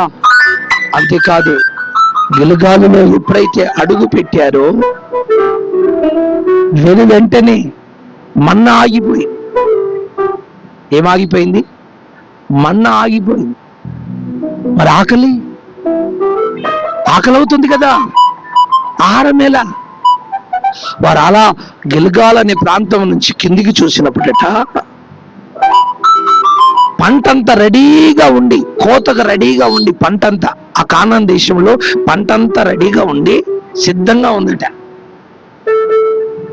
వెంటనే ఆ గిల్గాల్లో ఉన్న ప్రజలు ఆ పండిన పంటను చూసి, ద్రాక్ష పండ్లను చూసి, దానిమ్మ పండ్లను చూసి, ఖర్జూర పండ్లను చూసి, పండి రెడీగా ఉన్న ఆ పంటను చూసి దేవుడు అంటున్నాడు, ఇదిగో మీరు విత్తనం వేయలేదు, మీరు నీరు కట్టలేదు, మీరు దున్నలేదు, రెడీగా ఉంది భోజనం. ఆమేన్, హల్లెలూయా. భోజనం కాస్త గట్టిగా, హల్లెలూయా. భోజనం రెడీ. హల్లెలూయా, హల్లెలూయా. మీరు వెంటనే దాన్ని కోసుకొని మీరు వండుకొని మీరు భోజనం చేయండి అని ప్రభు చెప్పాడు.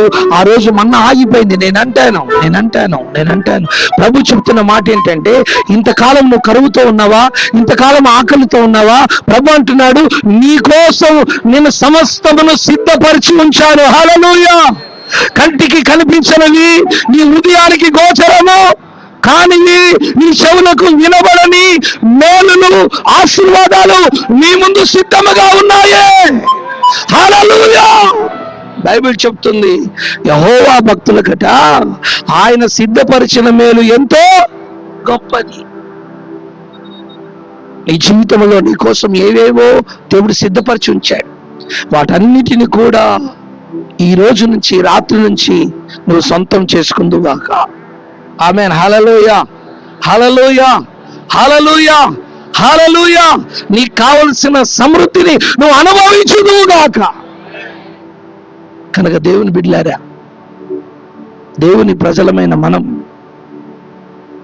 గిల్గాలులో ఆ రాళ్ళు స్తంభముగా నిలబడినట్టు దేవుని సన్నిధిలో సాక్షులుగా, అద్భుతానికి గుర్తుగా, దేవుని వాగ్దానాలను అనుభవించే వ్యక్తులుగా మనం ఎప్పుడైతే నిలబడతామో ఇక వాగ్దాన దేశంలో ఉన్న ప్రతి ఆశీర్వాదం, అంటే బైబిల్లో దాగి ఉన్న ప్రతి ఆశీర్వాదానికి హక్కుదారులుగా మనం మారిపోతాము. ఆమేన్, హల్లెలూయా. ఇక నువ్వు కలవరపడవలసిన భయమే లేదు, భయం లేదు. ఎందుకంటే యోర్దాను దాటేశావు. ఆమేన్, హల్లెలూయా. ఈ రాత్రి నేను మిమ్మల్ని అందరినీ యోర్దాను దాటించేశాను కసగట్టిగా. హల్లెలూయా. ఇక ఆశీర్వాదపు పంటను మీరు కోయుదురుగాక. హల్లెలూయా. యేసు నామమున ఇప్పటి వరకు ప్రవహించిన యోర్దాను ఇక మీ జీవితములో ప్రవహించదు, అది ఆగిపోయింది. హల్లెలూయా. ఒక దైవ కార్యం బలముగా మీ గుడారములో నా దేవుడు చెయ్యునుగాక. మన పితరులను గణపరిచినట్టు దేవుడు మిమ్మలను గణపరచునుగాక. రెండు చేతులు పైకెత్తండి, కళ్ళు మూయండి. ప్రభువా, యోర్దాను నదిలోనే ఉండిపోయే స్తంభాలుగా కాకుండా, రాళ్ళుగా కాకుండా, నేను గిల్గాలులో ఉన్నతమైన స్థలములో నిలబడిన స్తంభముగా నా జీవితం ఉండునట్లుగా నాకు సహాయం చేయండి ప్రభా. ఇంతకాలము నా బ్రతుకంతా లోయ బ్రతికే, కనుమరుగైపోయిన బ్రతికే, నేల బ్రతికే, శాపగ్రస్తమైన బ్రతికే. కానీ నా తండ్రి లోయలోని రాళ్లను తీసుకుని వచ్చి గిల్గాలులో అద్భుతానికి సాదృశ్యముగా, గుర్తుగా, చిహ్నముగా నిలబెట్టావే. నా జీవితం నలుగురిలో ఈ రోజు నుంచి నాయన అద్భుతానికి చిహ్నముగా, గుర్తుగా, సాదృశ్యంగా మీరు చేయండి ప్రభువా.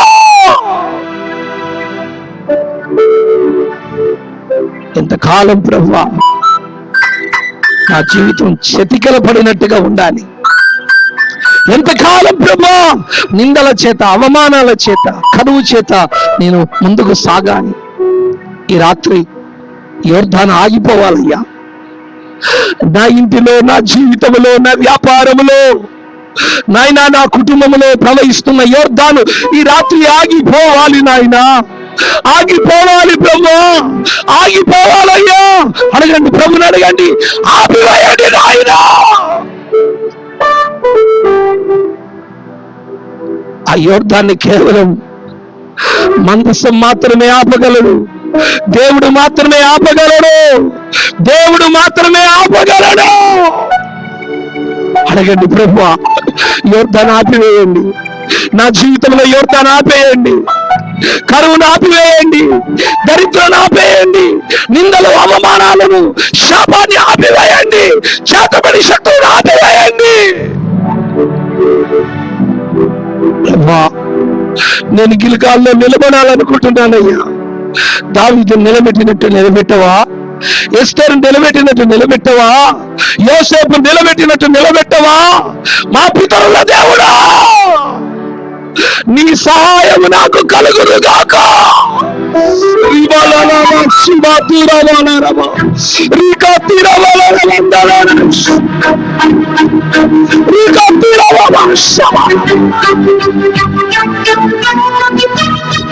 కృప కలుగునుగాక.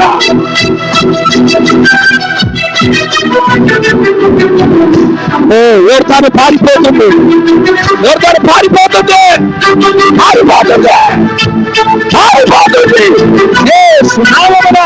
ఆగిపోవాలి, పారిపోవాలి, కాలిపోవాలి.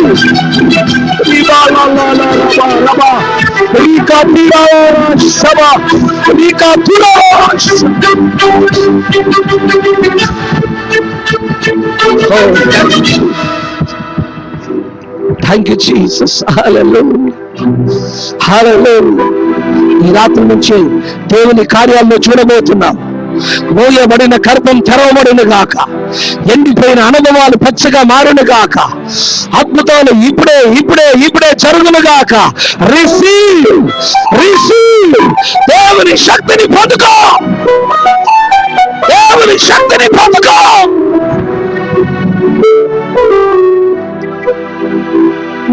మారానుభవం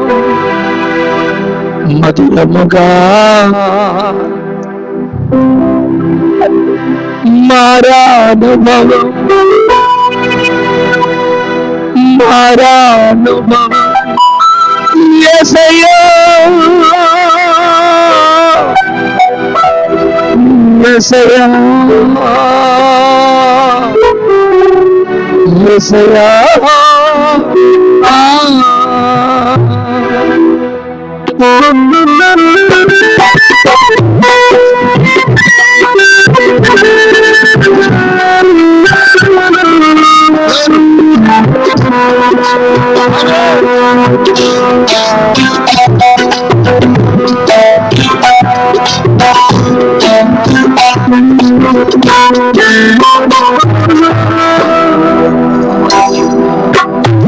జీవితాలను చిగురింపచేయగలవే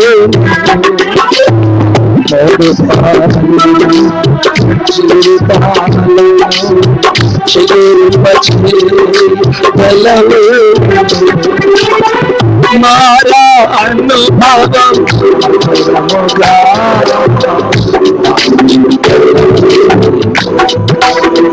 మారా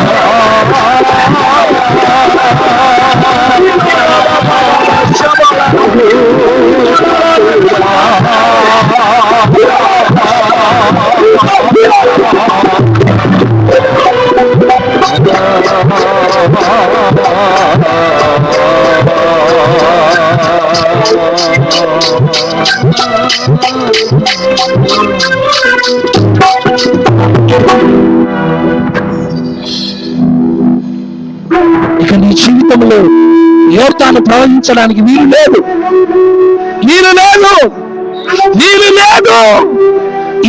ఇప్పుడే మందసమైన దేవుడు నీ ఇంటిలో, నీ గుడారంలో, నీ జీవితంలో, నీ హృదయంలో ఆయన పాదము నిలుపునుగాక.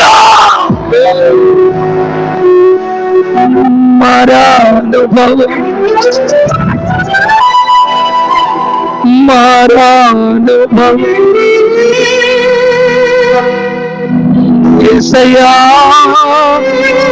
యేసయ్యా యేసయ్యా యేసయ్యా. ఈ రెండు చేతులు ఆకాశం వైపించాలి. ఆయన ఈ రాత్రి నిన్ను దాటిపోయేవాడు కాదు. యోర్దానును చూసి భయపడుతున్నావేమో, సమస్యలను చూసి కలవరపడుతున్నావేమో, నేను ముందుకు సాగలేమని ఒక బాధ, వేదన నేను వెంటాడుతున్నాను. నా కుమారుడా, నా కుమారుడు, భయపడకు. నీకోసము సైన్యములకు అధిపతిగా యెహోవాగా, యేసుగా ఈ రాత్రి నుంచి నేను నడవబోతున్నాను. ఇక నీ జీవితంలో యోర్దాను, ఇక దాని ప్రవాహాన్ని నువ్వు చూడు, దాని కోపాన్ని నువ్వు చూడవా. ఎలుకాలులో ఆశీర్వాదాలు నువ్వు చూడబోతున్నావు. చూడబోతున్నావు. వాగ్దానము పంటను తినబోతున్నావు. వాగ్దానాలు నీ జీవితంలో నెరవేరబోతున్నాయి.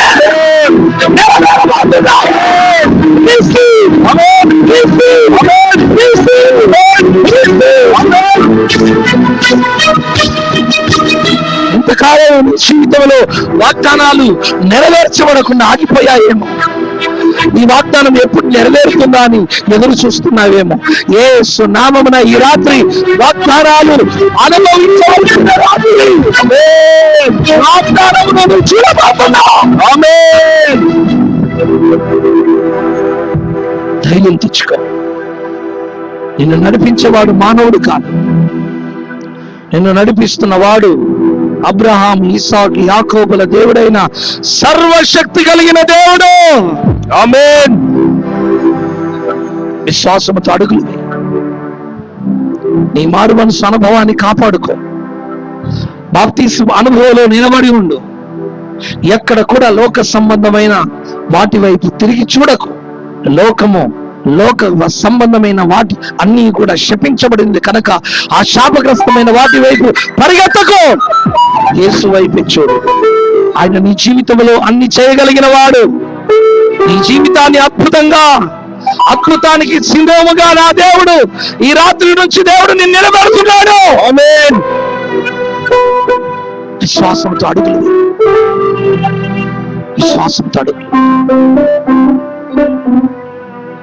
నీ ప్రక్కలు ఎవరున్నారు నువ్వు గమనిస్తున్నావా? నీ భుజం మీద ఆయన చేతులు వేయడం నువ్వు గమనిస్తున్నావా? ఆయన సన్నిధిని నేను అనుభవించగలుగుతున్నాను, నేను చూడగలుగుతున్నాను. ఆయన మేఘం ఇక్కడ ఆవరించుకొని ఉంది, ఆయన సన్నిధి ఆవరించుకొని ఉంది. మందసం యొక్క ప్రకాశం, కెరూబుల యొక్క మహిమ నేను చూడగలుగుతున్నాను. తగ మెరుస్తున్న దేవుని మహిమ అగ్ని స్తంభమై, మేఘ స్తంభమై మన మధ్యలో నిలబడి ఉంది.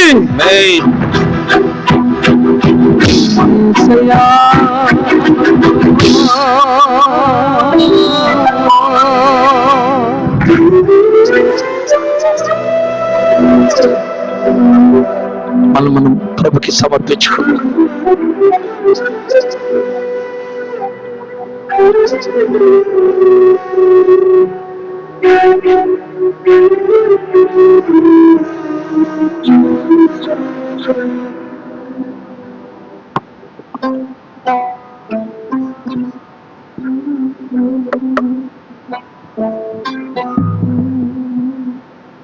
అందరం అదే రీతిగా నిలబడి ఉంటుండగా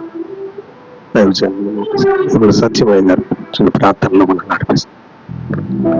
జీవం కలిగిన పరమ తండ్రివైన దేవానైనా, నీ సేవకులు ప్రభా జయరాజయ్య గారిని నైనా నిలబెట్టుకొని ఈ యొక్క కృపా పండుగలు, ప్రార్థన పండుగలు ప్రభా నీ పరిశుద్ధాత్మ వర్షమును కురిపించినావు ప్రభానైనా. అయ్యా తండ్రి, ఈ స్థలములో కురిసే మేఘాన్ని అయ్యా తండ్రి ప్రక్కకు మళ్లించినావు ప్రభానైనా. అయ్యా తండ్రి కృప వర్షాన్ని కుమ్మరించినావు ప్రభానైనా. నీ అభిషేక వర్షాన్ని కుమ్మరించినావు ప్రభానైనా. నీ బిడలనైనా తండ్రి నడుస్తుండగా ప్రభా యోర్దానుని తండ్రి ఆపివేసిన దేవా నీకు స్తోత్రం నైనా. తన గిల్దాలలోనికి నడిపించిన గొప్ప దేవా నీకు స్తోత్రమునైనా.